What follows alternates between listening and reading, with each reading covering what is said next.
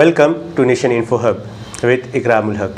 जैसा कि आप सभी को पता है कि हमारा सीरीज़ चल रहा है हिंदुस्तान का कानून सबके लिए या इंडियन लॉ फॉर ऑल। उसके तहत हमने कॉन्स्टिट्यूशन पढ़ना शुरू किया था और कॉन्स्टिट्यूशन के एक एक आर्टिकल को हम देख रहे थे। इसी सिलसिले में पिछले वीडियो में आपने आर्टिकल 14 को देखा था और उसी को आज हम कंटिन्यू करते हैं। आर्टिकल 14 है इक्वलिटी बिफोर लॉ, मतलब लॉ के समान सबकी एक तरह के पेश करना या सबको बराबर दिखाना। उसी में आपने देखा था कि equality before law, rule of law, equal protection before law and आगे हम उसके करने वाले थे कंटिन्यू।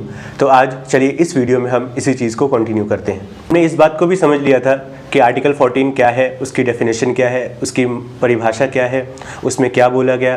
फिर हमने देखा था कि equal protection before the law. फिर हमने देखा था आर्टिकल 14 अपने आप में एक पॉजिटिव कॉन्सेप्ट है या नेगेटिव कॉन्सेप्ट है, क्या वो एब्सोल्यूट है या बोले तो पूर्ण है अपने आप में, या उसको किसी तौर पे रीज़नेबल उसके ऊपर रिस्ट्रिक्शन लगाया जा सकता है, या किसी को आगे बढ़ाने के लिए उससे राइट ख़त्म करके किसी दूसरे को दिया जा सकता है। मतलब कि हमने उसमें रिजर्वेशन की भी बात करी थी।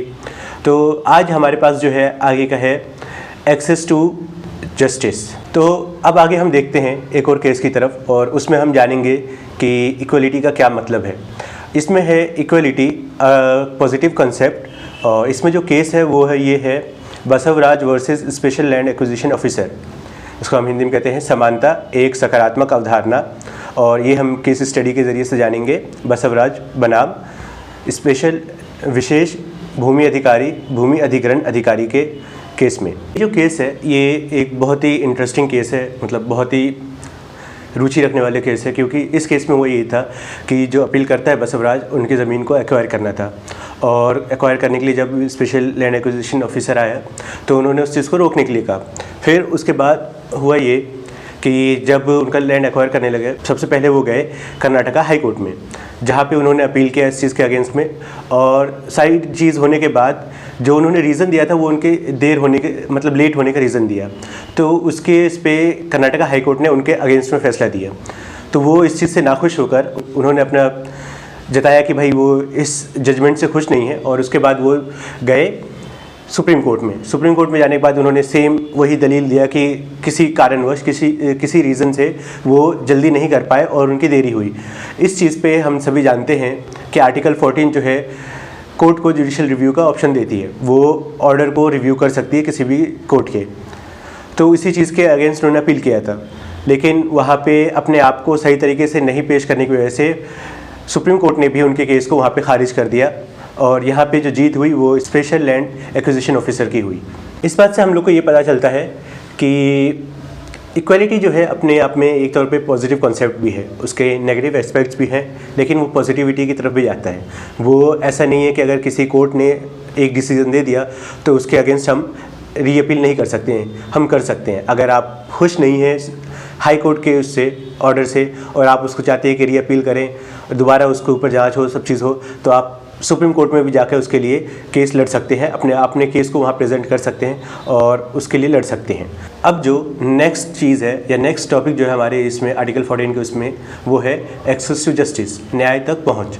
न्यायिक व्यवस्था जो है उसके समान सभी को एक बराबर पेश करना या एक जैसा दिखाना, किसी को भी न्याय पाने से नहीं रोका जा सकता। मतलब कि किसी के रास्ते में आप हिंड्रेंस पैदा नहीं कर सकते हैं या रुकावट पैदा नहीं कर सकते हैं कि उसको न्याय नहीं मिले।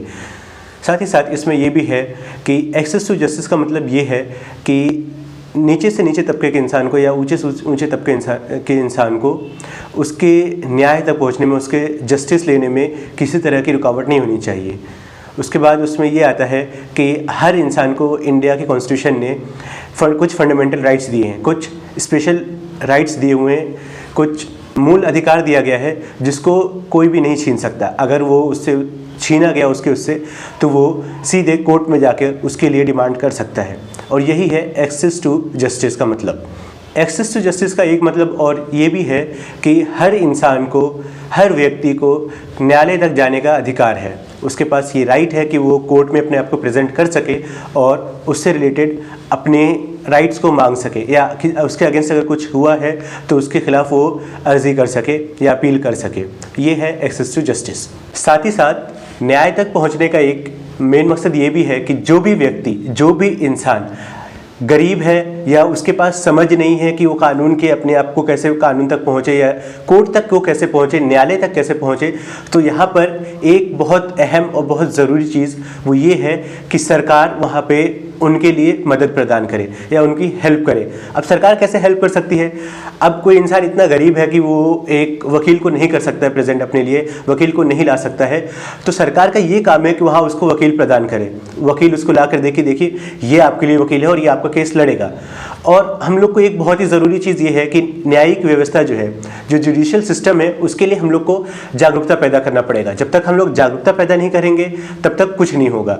इंसान के अंदर अवेयरनेस होती है तो वो चीज़ों को जानता है, समझता है, और जब चीज़ें समझ में आने लगती है तो वो उसका अच्छी तरह से इस्तेमाल कर सकते हैं। यही चीज़ है हमारे जुडिशियल सिस्टम को लेकर। जब तक लोगों के बीच में जुडिशियल सिस्टम को लेकर या न्यायिक कार्यवाही को लेकर उनके बीच में अवेयरनेस नहीं होगी, जागरूकता नहीं होगी, वो अपने राइट्स को अच्छी तरह से प्रोटेक्ट नहीं कर पाएंगे। और हम लोग के बीच में ये बहुत ज़रूरी है कि हम इस चीज़ को लेकर अवेयरनेस क्रिएट करें। अब जब हमने एक्सेस टू जस्टिस देख लिया है तो उसके बाद आता है हमारे लिए प्रोटेक्शन अगेंस्ट आर्बिट्रेरीनेस, जिसका मतलब होता है मनमानी से बचाव। अब हम लोग को यहाँ पे एक चीज़ समझना बहुत ज़रूरी है, और वो ये है कि मनमानी और गैर मनमानी चीज़ों के बीच में एक जो पतली सी डिफरेंस है या पतली सी लाइन जो है, उसके बीच में अंडरस्टैंडिंग होना। और ये अंडरस्टैंडिंग बहुत ज़रूरी है, क्योंकि जब तक हम लोग को समझ में नहीं आएगा कि भाई मनमानी और गैर मनमानी चीज़ क्या है, तब तक हमको पता नहीं चलेगा। समानता का अधिकार जो है वो सरकारों को रोकती है मनमानी कार्यवाही करने से, मतलब कि ऐसी कार्यवाही करने से जिससे लोगों के बीच में असमानता फैले या लोगों के बीच में डिफरेंसेस पैदा हो। अब ये जो आर्टिकल है वो बात करता है इक्वलिटी बिफोर द लॉ, मतलब कि कानून के समक्ष समान प्रतिनिधि और मनमानी कार्यवाही से बचने के लिए, मनमानी कामों से बचाने के लिए सरकार का जो हर एक ऑर्गन है, हर एक पार्ट जो है या अंग जो है, उसके ऊपर कुछ ना कुछ रेस्ट्रिक्शंस या रोक लगाया गया है, ताकि वो अपने हिसाब से मनमाने काम नहीं कर पाए, इसलिए उनके ऊपर रोक लगाया गया है। सरकार के जो अंग है या राज्य के जो अंग है, उसके मनमानी कार्यवाही से बचने के लिए ये एक बहुत ही ज़रूरी चीज़ है। अब हम आगे बढ़ते हैं और देखते हैं और समझने की कोशिश करते हैं the doctrine of legitimate expectation, या इसको हम हिंदी में कहते हैं वैध अपेक्षा का सिद्धांत। डॉक्ट्रिन ऑफ लेजिटिमेट एक्सपेक्टेशन का मतलब ये है कि यहाँ पर ये अपने आप में एक लीगल राइट नहीं है, बल्कि ये एक एडमिनिस्ट्रेशन के ऊपर मोरल या नैतिक अधिकार है कि वो एक क्षेत्र में रहने वाले लोगों के लिए ऐसे कानून लाए या ऐसे कानून बनाए जो वहाँ के लोगों को समानता प्रदान करे। यहाँ पर जो चीज़ है वो ये है कि एडमिनिस्ट्रेशन के ऊपर यहाँ बात किया गया है कि एडमिनिस्ट्रेशन ऐसे लॉज लाए या ऐसे काम करे जिससे कि एक एरिया में रहने वाले सभी लोग बराबर हो सकें, किसी के बीच में भी कोई डिफरेंसेस या डिस्क्रिमिनेशन नहीं हो, सबको समानता प्रदान किया जाए। यहाँ पर लोगों के राइट्स को प्रोटेक्शन करने के लिए जुडिशियल रिव्यू का भी कंसेप्ट है, जिसमें अगर एडमिनिस्ट्रेशन वहाँ पे फेल हो जाती है तो वहाँ पे कोर्ट्स उसके इसमें पार्ट लेती है और बोलती है कि ये चीज़ ऐसा है और ऐसा करना चाहिए। मतलब एडमिनिस्ट्रेशन की कुछ गलती की वजह से जुडिशियल रिव्यू का कंसेप्ट इसमें आता है। ये जो कंसेप्ट है वो लोगों के बीच और अथॉरिटीज़ के बीच में एक ऐसे अपेक्षा की बात करता है या एक ऐसे एक्सपेक्टेशन की बात करता है जो अपने आप में रीज़नेबल हो, साथ ही साथ वो लॉजिकल भी हो। अगर वो लॉजिकल नहीं होगा तो उसका कोई मतलब नहीं है, अगर वो रीज़नेबल नहीं है तो उसका भी कोई मतलब नहीं है।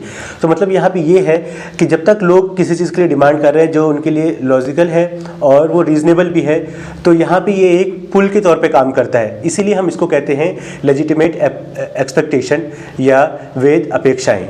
यहाँ पर जो है एक बहुत ही ज़रूरी मकसद को पूरा करने के लिए जुडिशियल रिव्यू का कंसेप्ट है या लेजिटिमेट एक्सपेक्टेशन का है, क्योंकि इस पे सरकारों के ऊपर, सरकार के जो अंग है या इस राज्य के जो अंग है, उनके ऊपर प्रतिबंध लगाया जाता है कि वो मनमानी तौर पे काम नहीं कर सके। इसीलिए ये चीज़ बहुत ज़रूरी हो जाती है।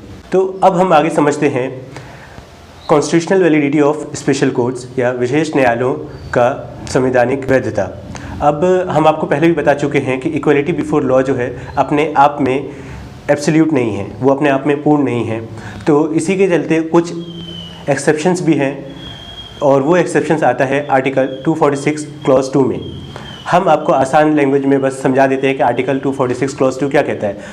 आर्टिकल 246 क्लॉज 2 कहता है कि राज्य जो है किसी भी चीज़ पर अपने हिसाब से कानून बना सकती है। 3 लिस्ट होता है, एक होता है स्टेट लिस्ट, एक होता है सेंट्रल लिस्ट और एक आता है कंकरेंट लिस्ट। कंकरेंट लिस्ट ऐसा है जिसमें सेंट्रल गवर्नमेंट भी उस पर कानून बना सकती है और स्टेट गवर्नमेंट भी अपने तौर पर उस पर कानून बना सकती है। और इसमें आर्टिकल 246(2) में इसी चीज़ को लेकर बात किया गया है। Special courts were establish under special courts act, और इसके ऊपर कुछ सवाल भी किए गए थे और एक केस भी हुआ था। और जो मेन सवाल था कि क्या ये आर्टिकल 14 जो इंडियन कॉन्स्टिट्यूशन का है उसके अगेंस्ट जा रहा है या उसको वॉयलेट कर रहा है। तो इस पर जो केस था special court act versus unknown case, इसमें ये सवाल उठाया गया था और उसके इस पर जो फैसला आया वो ये था कि ये जो कोर्ट का बनाना जो है वो अपने आप में लॉजिकल है और रीज़नेबल है, इसलिए इसको वेट स्टैंड किया जाएगा, इसलिए ये सही है और इसमें इस केस में कुछ भी गलत नहीं है या स्पेशल कोर्ट्स को बनाने में, उनका स्थापित करने में कुछ गलत नहीं है। ये इस फैसले में आ गया था और इसको कॉन्स्टिट्यूशनल वैलिडिटी है। अब आगे जो चीज़ है और जो हम लोग को समझना है वो ये है एडमिनिस्ट्रेटिव डिस्क्रिशन या प्रशासनिक विवेक। इसमें हम लोग को समझना बहुत ज़रूरी है कि एडमिनिस्ट्रेशन जो है या प्रशासन जो है उसके पास फ्रीडम है, उसके पास आज़ादी है कि वो काम कर सके। लेकिन यहाँ पे एक चीज़ बहुत ज़रूरी है समझना, और वो ये है कि विवेक से क्या मतलब है या सूझबूझ से क्या मतलब है। एक ऐसी परिस्थिति या एक ऐसा सर्कमस्टेंस या सिचुएशन जहाँ पर एक इंसान को ये चीज़ है कि वो डिसाइड करे कि क्या सही है, क्या गलत है, क्या सच है या क्या झूठ है, उसके अंडरस्टैंडिंग पे कुछ डिसीजंस ले सके, कुछ फैसले ले सके, ताकि वो उस सिचुएशन को कंट्रोल कर सके या उसके अगेंस्ट में काम कर सके। और यहाँ पे ये चीज़ समझना बहुत ज़रूरी हो जाता है। प्रशासनिक विवेक का मतलब ये है कि वो समाज में, मुख्य काम ये है कि वो समाज में समानता बनाए रखे या ऐसी स्थिति पैदा करे जहाँ पे समानता आ सके।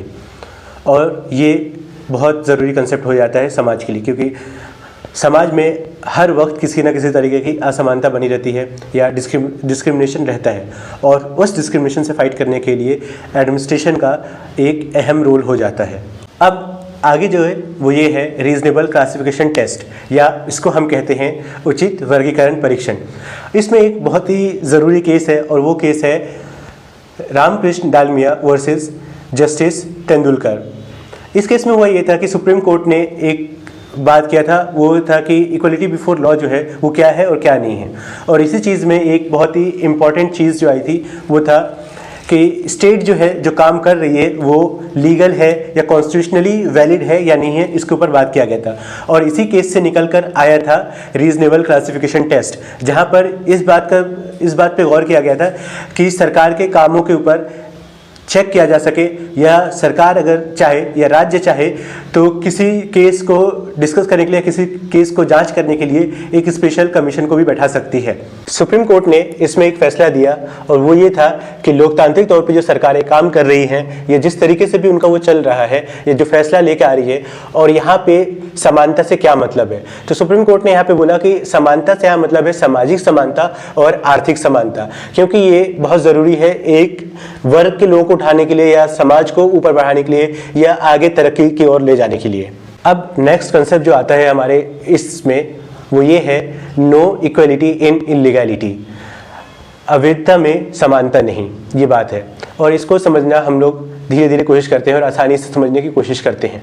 इसमें आसान शब्दों में हम बोलें या आसान अल्फाजों में हम बोलें तो ये है कि एक इंसान जो गलत काम करता है उसके लिए कानून के समक्ष समानता नहीं हो सकता, क्योंकि वो एक अवैध कार्य में लगा हुआ है और उसका जुड़ा हुआ है, उससे जुड़ा हुआ है और उसको वो आगे बढ़ा रहा है।